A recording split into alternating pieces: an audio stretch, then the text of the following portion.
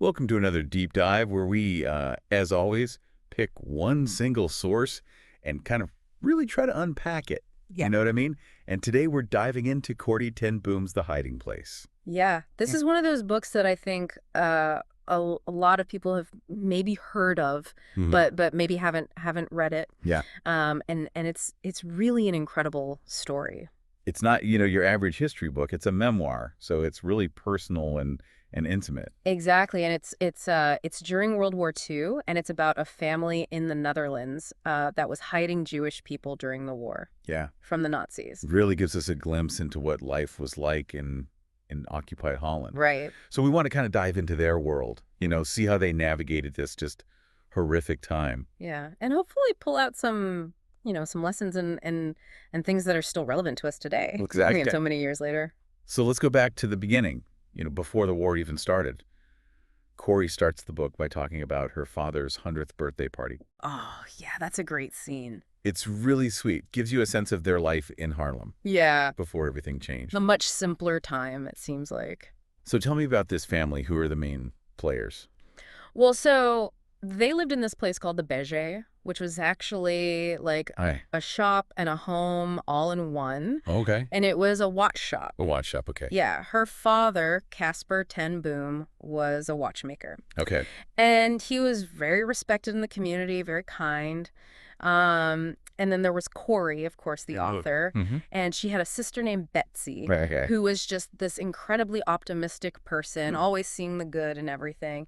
And then there's Nolly, their other sister, and their brother Willem, who was a minister. Okay.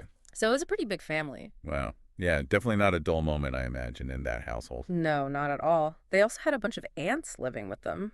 Really? Yeah, Bepjens and Anna. My goodness. Yeah, and they each had their own personalities, you know? Oh, I bet. And then there was Tooz, Okay. who was the sales lady in the shop and also the bookkeeper. Gotcha. She was kind of grumpy at first. Oh. But, she really loved Father ten Boom, and she was very loyal to him. Oh, I think. And then there were a couple of other people living there, too. Hans, who was an apprentice, and Christoffels, who was this really interesting character. He was an old clock mender and very dignified and quiet. So really a house full of all sorts of different people. Oh, yeah. It was a very lively place. That's wonderful. And you get the sense from Corrie's descriptions that Harlem itself was kind of a special place before the war. Yeah. Yeah, she talks about how you could hear the bells from St. Bavo's church all over town, Mhm. and they had all these traditional Dutch customs that they would celebrate. I know. And they were starting to get radios, which was this new exciting thing. Oh, wow. Yeah, that must have been really something back then. Yeah, it was. But there are these little hints early on in the book that things aren't, totally idyllic. Right. Even in those early years, Yeah. she mentions, some unrest Okay. in Europe, and she talks about these hoodlums causing trouble. Oh. And then, of course, there's the growing presence of Germany and Right. and the Nazi Party. Yeah, you can sense this kind of shadow looming even in those seemingly peaceful years. Exactly. It's like this undercurrent of tension that's starting to build. So from this, this backdrop of family and community and this impending sense of unease, let's kind of dive into some of the things that really shaped the Ten Booms. And I think their faith is a good place to start. Oh, absolutely. I mean, it's clear that their Christianity was central to their lives. Yeah, it wasn't just something they did on Sundays. Right. It was like woven into the fabric of their being. Exactly. Like Father ten Boom would read the Bible to the family every single day. Wow. And it really informed their worldview, their moral compass, Yeah, it's like their foundation. It is. It's like their operating system almost. Right. That's a great way to put it. Ah. And alongside their faith, family traditions seem to have played a really important role in their lives too. Oh, definitely. Corrie talks about how much her mother loved occasions. Yeah. Any Ugh. excuse to celebrate and bring everyone together. She loved to make a fuss. Any little thing was a reason to have a party. Oh, that's so sweet. Yeah. And looking back, I think those traditions, those moments of joy and togetherness probably helped them through the really dark times that were to come. Yeah, definitely a source of strength. Exactly. And through all these early memories, we get to know each member of the family so well. I mean, Corrie shares these just wonderful little anecdotes that really bring them to life. Oh, yeah. Like Betsy with her constant optimism. Yeah. her love of flowers, Mm-hmm. even the tiniest ones. Yeah, she could find beauty in anything. And Suze with her, her initial grumpiness, but her deep loyalty to Father Ten Boom. Yeah, she had a heart of gold underneath that gruff exterior. And then Tante Jans, who was always writing these religious tracts. Oh, yeah, she had strong opinions about everything. I bet she did. Especially fashion. And of course, we can't forget Pickwick, Oh, Pickwick. their larger-than-life friend who had their hilarious trick with the coffee cup.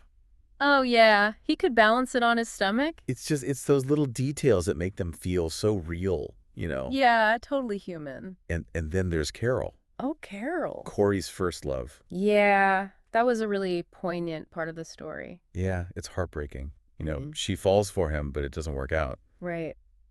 But her father's response to her heartbreak is so wise. It is. He talks about how romantic love might not last, Yeah. but that God's love is always there. It's a really powerful lesson. It, And even before the war, the Ten Booms experienced their share of loss and hardship. right. Corrie talks about her mother's illness and death, Yeah. and Betsy struggles with health as well. It's like they'd already gone through some really difficult things. Yeah. Which I imagine prepared them in a way for what was to come. Right. They weren't strangers to suffering. But as we move into the late 1930s, the threat of war becomes more and more real. Yeah, the rumbles in the distance start to get louder. Corrie mentions hearing these unsettling radio broadcasts from Germany, Mm-hmm. and then letters start coming back from their Jewish suppliers marked address unknown. Yeah, that's when it really hits home. Yeah, it's like a chilling reminder of what's happening. Exactly. And then they get this new apprentice at the shop, Otto, Right. a young German man. And he's a Nazi sympathizer. Yeah, and he starts making these anti-Semitic comments and treating Christoffels terribly. Yeah, he was really awful to him. It's just this stark reminder of the hate and prejudice that's taking hold. It is, and it really forces the Ten Booms to confront, what's happening. And Father Ten Boom ends up firing Otto, Yeah, he won't tolerate that kind of behavior. which is a pretty brave thing to do at that time. It is. It's a small act of resistance, but it's significant. It is. Yeah. It's interesting to me how Corrie describes that initial reaction to the threat of war. There's almost a sense of disbelief, like, this can't really happen here. Yeah, I think that's pretty human. When something so horrific is happening somewhere else, it's hard to imagine it happening in your own backyard, Right. especially when you've always known peace and security. And then, of course, in May 1940, the Germans invade Holland. And everything changes in an instant. Yeah. Corrie describes the bombings, Yeah.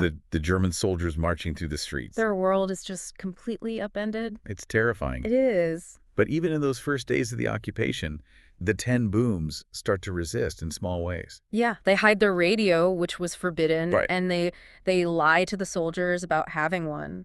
These little acts of defiance. Exactly. It's incredible. Yeah, and it's just the beginning. As the occupation tightens its grip, the persecution of Jewish people becomes more and more horrific. Yeah, it's a really dark chapter. Corrie describes seeing signs that say, Jews not served. Yeah. Jewish people being forced to wear the yellow star. It's just dehumanizing. It's awful. And then the synagogue is burned down, Mm-hmm. and people start disappearing. With Mr. Pam. It's just a terrifying time. It is. And it's in this climate of fear and oppression that the Ten Booms make this incredible decision. To help their Jewish friends. Yeah, I mean, it's incredibly risky what drives them to do this. Well, I think it comes down to their faith. Mm-hmm. They see what's happening as a profound injustice. Right. And they feel a moral obligation to act. It's like they can't stand by and do nothing. Exactly. Their first act of helping is when they take in the wheels after their fur shop is raided. Yeah, that's a real turning point. Yeah, it's like they see their friends in danger and they just immediately step up. Yeah, they don't hesitate. And this leads to the creation of the hiding place in the Bijay. Yeah, this secret room that they build. Tell me about that. Well, they had this architect friend named Mr. Schmidt, and he helped them design and build this tiny little room that was hidden behind a false wall in Corrie's bedroom. Wow, that's incredible. Yeah, it was really ingenious. But of course, just having a hiding place isn't enough. Mm-hmm. I mean, they had to figure out how to keep people hidden, how to get them food, how to get them fake IDs. Right. It must have been a logistical nightmare. There was so much involved. Like, how did they even get ration cards? Well, they had this contact Fred Koornstra, Oh, yeah? who worked in the food distribution office, Oh, for and sure. he would get them extra ration cards. Wow, that's so risky. Yeah, it was incredibly dangerous. And they needed a photographer and printers to make the fake IDs. Right. Where do they find those? Well, Willem had some connections in the resistance, Yeah. and he was able to put them in touch with people who could help. Wow. It's amazing how many people were involved in this network. Yeah, it was a whole underground operation. And Corrie talks about some of the people they hid. Yeah. This is Clearmaker. Harry DeVries, who's known as the Bulldog, Right. and his wife Cato, who wasn't Jewish but was still in danger because she was married to Harry. Yeah. And then there was Yuzi, who became like a part of the family. Yeah, he was with them for a long time. It's just, these stories are so powerful. They are. They really humanize the people behind the statistics. Exactly. But hiding people like this meant living in a constant state of fear. Yeah. Corrie talks about the drolls they would have Mm-hmm. to get everyone into the hiding place quickly and quietly. Yeah, they had to be ready at a moment's notice. It's just unimaginable living under that kind of pressure. It is. And then on February 28, 1944, the unthinkable happens. The raid. Yeah. Yeah. Corrie describes it in such vivid detail. Yeah, it's a really harrowing scene. She talks about being sick that day Mm-hmm. and having their regular Wednesday morning prayer meeting. Yeah, and then suddenly the Gestapo burst in. And it's chaos. Everyone's trying to get to the hiding place. Yeah, it's just utter pandemonium. There's this little detail about the Alpina sign that always gets me. Oh, yeah. There's their signal that everything was okay. Right. But during the raid, it gets broken. And one of the family members instinctively tries to fix it, Yeah. even in that moment of terror. It's just heartbreaking. It is. Corrie, Betsy, and their father are arrested. Along with several others who were in the house. And Nolly and Willem are arrested separately. Yeah, the Gestapos were relentless. It's just devastating. It is. But even when he's being arrested, Father Ten Boom says something really remarkable. What's that? He tells the Gestapo chief, "I would open my door to anyone in need." Wow. I mean, what courage. Yeah, that just sums up their whole philosophy, you know? It does. Their unwavering commitment to helping others. So they're taken to Scheveningen prison first. Yeah. That was a really tough place. Corrie talks about how isolated she felt and Yeah. how much she missed her family and her things. Yeah, she longed for her prison bag, Right. which had some small comforts in it. Yeah. But there's this one bright spot. Oh. Nolly manages to send her a package, Okay. and hidden in the stamp is a message. All the watches in your closet are safe. Oh, wow. So they knew that the people they'd hidden had escaped. Exactly. It was a Going huge forward. relief. That's amazing. Yeah. So from Scheveningen, they're sent to Vught concentration camp. Yeah. And conditions there were really harsh. What was it like? They were forced to work in a factory Oh. making radios for the Germans. Oh, wow. And they were constantly hungry and exhausted. It's just awful. Yeah. But Corrie also talks about these small acts of kindness that she witnessed. Yeah, like Mr. Mormon, who was a fellow prisoner. Okay. He was really kind to Corrie and Betsy, and he Ah. helped them out whenever he could. It's just amazing how even in that darkness, people found ways to be human. It is. It's really inspiring. Yeah. Yeah. And then they're transferred again, this time, to Ravensbrück. Which was even worse than Vught. Yeah. It's known as one of the most brutal concentration camps. It was just horrific. The conditions were unimaginable. I mean, what was it like? Well, they were crammed into these tiny barracks. Yeah. There was barely any food. Mm. Disease was rampant. Oh, my goodness. And the guards were incredibly cruel. It's just hard to fathom. It is. But in the midst of all this horror, something incredible happens. What's that?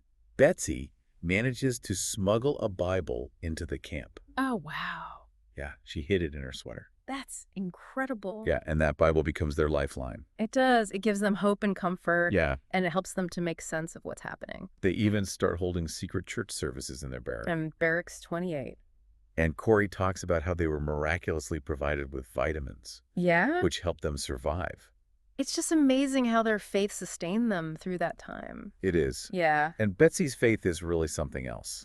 Yeah, she had this incredible ability to see good in everyone, even the guards. Yeah, she even talks about feeling sorry for them Right. because they were so lost. It's a really radical perspective, It is. especially in that context. And she has this vision for after the war Oh, yeah. to open a place where people can heal from the trauma they've experienced. It's a place of hope and reconciliation. Exactly. It's beautiful. But sadly, Betsy's health deteriorates in Ravensbrück, Mm-hmm. and she eventually dies there. It's a really heartbreaking moment in the book. It is. Yeah. And then completely unexpectedly, Corrie is released from the camp. Yeah, it's almost a miracle. It is. I mean, given what happened to so many others, Yeah, it's just astonishing that she survived. it is. And her journey back to Holland is really difficult. Yeah. But she encounters these incredible acts of kindness from strangers along the way. Yeah, like people who give her food and shelter, Right. even though they're risking their own lives to do it. Yeah, it's really inspiring. It is.